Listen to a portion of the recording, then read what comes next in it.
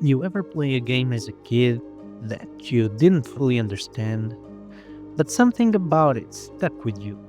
It lingered, haunted you. Years later, you realize, wait, was that game trying to tell me something profound?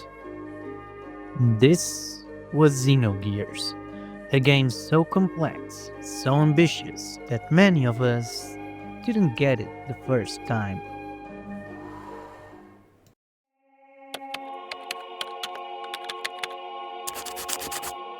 Released in '98, Xenogears was unlike anything else.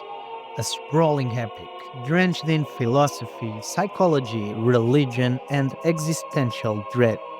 And for many of us, it was just that cool RPG with mechs. But beneath the surface, it was a story of trauma, identity, and the very nature of existence. Yeah, we weren't ready.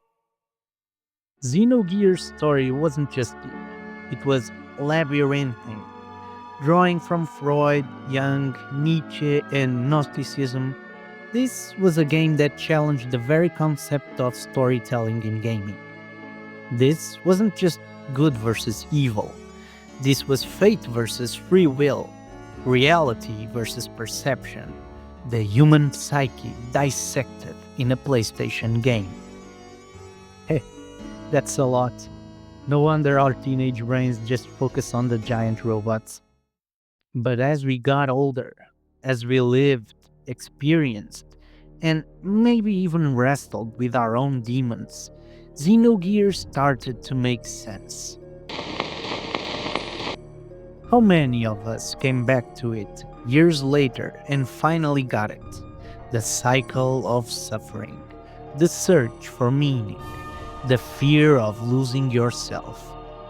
These weren't just cool ideas, they were our lives. Ah, yes, Disc 2. The moment that turned Xenogears into the greatest unfinished masterpiece in gaming history.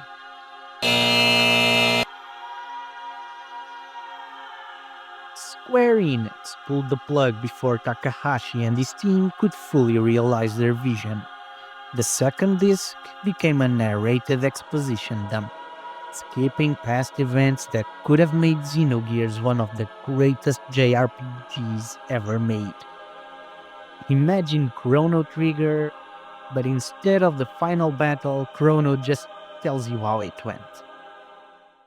But even in its incomplete state, Xenogears changed the game. Without it, there is no Xenosaga, no Xenoblade Chronicles, no modern JRPGs tackling philosophy and existentialism at this scale. It wasn't just a game, it was an experience. A game that challenged our young minds, stuck with us, and grew with us. So here's my challenge to you. If you haven't played Xenogears since the '90s, give it another shot.